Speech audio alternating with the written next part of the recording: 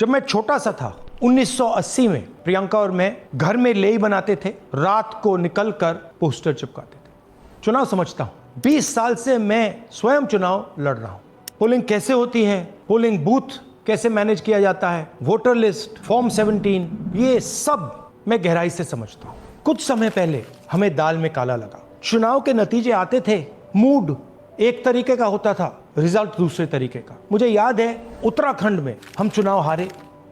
बाद में मैंने कैंडिडेट से पूछा कि जहां रोड शो हुआ था वहां जाके देखिए हमें कितने वोट मिले। हजारों लोग आए थे, पोलिंग बूथ में किसी ने वोट नहीं किया। यह असंभव था, यह हो ही नहीं सकता। उसके बाद छत्तीसगढ़ और मध्य प्रदेश के रिजल्ट, हमें लगा कुछ ना कुछ गलत हो रहा है। 2018 में मध्य प्रदेश में चुनाव होता है, हम जीतते हैं, हमारी सरकार चोरी हुई थी। 2023 में चुनाव होता है, मैंने अपने आंखों से भारत जोड़ो यात्रा में देखा, भयंकर एंटी इनकम्बेंसी, और हमें 65 सीट मिलती है। इम्पॉसिबल, हो ही नहीं सकता। और फिर महाराष्ट्र में पहली बार हमें सबूत मिला, विधानसभा और लोकसभा के बीच में जादू से नए वोटर आते हैं, और जहां भी इन नए वोटर्स ने वोट किया वहां वोट बीजेपी को गया। महाराष्ट्र चुनाव के बाद जब हमें डाउट हुआ, हमारे गठबंधन के सारे नेताओं ने प्रेस कॉन्फ्रेंस किए और हमने इलेक्शन कमीशन से कहा कि आप हमें वोटर लिस्ट दीजिए, वीडियो रिकॉर्डिंग दीजिए। इलेक्शन कमीशन ने मना किया, ना उन्होंने हमें वोटर लिस्ट दी और ना उन्होंने वीडियो रिकॉर्डिंग दी। डाउट हुआ, क्यों नहीं दे रहे, क्या कारण है? तो हमारे दिमाग में सवाल उठा, क्या इलेक्शन कमीशन बीजेपी की मदद कर रहा है? क्या इलेक्शन कमीशन ही इलेक्शन को चोरी करवा रहा है? इसके बाद हमने एक टीम सेटअप की और हमने उन्हें कहा कि आप जाइए, एक कंस्टिट्यूएंसी में जाके ढूंढिए, सच्चाई ढूंढिए, किस प्रकार से चीटिंग की जा रही है, किस प्रकार से यह काम किया जा रहा है और कौन कौन इस काम को कर रहे हैं। सबसे महत्वपूर्ण बात यह है कि इलेक्शन कमीशन डिजिटल डेटा नहीं देता है, फिजिकल डेटा देता है। मतलब लाखों कागज में वोटर लिस्ट दे देगा, मगर डिजिटल वोटर लिस्ट किसी को कभी नहीं देता। क्यों नहीं देता? कारण क्या है? कारण है कि अगर डिजिटल डेटा मिल जाए तो इलेक्शन कमीशन की सच्चाई पूरे देश को पता लग जाए। हमने टीम को बताया, मैंडेट दी कि आप जाके चेक कीजिए, आप 5-7 सीटों पे पता लगाइए कि चीटिंग हुई, और अगर हुई तो कैसे हुई। टीम ने हमें एक दिन बताया कि 5-7 सीटों पे काम किया ही नहीं जा सकता। क्यों? मैंने उनसे पूछा क्यों नहीं किया जा सकता? उन्होंने मुझे ये कागज दिखाए। ये जो कागज हैं, ये एक लोकसभा के कागज नहीं है, ये एक विधानसभा के कागज है, और इन कागजों को हमने मैन्युअली सॉर्ट करना पड़ा। और पूरा का पूरा काम जो हुआ है, इसमें 6 महीने लगे हैं, और एक असेंबली सीट में हम ये काम कर पाए हैं। क्यों? क्योंकि डिजिटल डेटा नहीं दिया जाता। अगर इलेक्शन कमीशन ने हमें डिजिटल डेटा दिया होता तो हम ये कार्रवाई पूरे देश में, हर लोकसभा में, हर विधानसभा में 15 मिनट में करके दिखा देते। हमारे पास अनलिमिटेड रिसोर्सेज नहीं है, इसलिए हमने ये रिसर्च सिर्फ एक लोकसभा में, एक विधानसभा सीट में की। मगर मुझ में अब पूरा भरोसा है कि ऐसी 100 से ज्यादा सीटें हैं हिंदुस्तान में। जो यहां हुआ है उन सीटों में भी हुआ है। और याद रखिए, अगर बीजेपी को 10-15 सीटें कम आती तो आज नरेंद्र मोदी प्रधानमंत्री नहीं होते, इंडिया गठबंधन की सरकार होती। जांच ने 5 तरीके की चोरी पकड़ी है। डुप्लीकेट वोटर, जिसका मतलब एक वोटर के नाम वोटर लिस्ट में अनेक जगह आ रहे हैं। फेक एड्रेस, मतलब एड्रेस है ही नहीं या फिर house number 0। Bulk voter in single address, मतलब एक छोटे से घर में 40, 50, 60 लोग रह रहे हैं। इनवैलिड फोटोज, छोटी सी फोटो है या फिर फोटो ही नहीं है, और वो जो छोटी फोटो है वो दिखती भी नहीं है।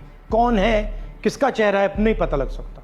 Misuse of form 6। Form 6 first time voters के लिए होती है, मतलब जिनकी एज 18-20 साल की हो, मगर वोटर लिस्ट में 90 साल के लोग फॉर्म 6 का प्रयोग कर रहे हैं। चुनाव में 6,50,000 वोटर थे, उसमें से 1 लाख चोरी के थे। अब मैं आपको 5 उदाहरण देता हूं। ये देखिए, गुरकीरत सिंह डांग, इसका नाम 4 अलग अलग बूथों पे आता है। ये कैसे हुआ और क्यों हुआ? एक और उदाहरण, विशाल सिंह, वाराणसी में वोटर लिस्ट में नाम है और बेंगलोर में 2 बार वोटर लिस्ट में नाम आता है। क्या ये वाराणसी में वोट कर रहे हैं या बेंगलोर में वोट कर रहे हैं या दोनों जगह वोट कर रहे हैं। एक और उदाहरण देखिए, हाउस नंबर 0। तो आपने कभी सुना है हाउस नंबर 0?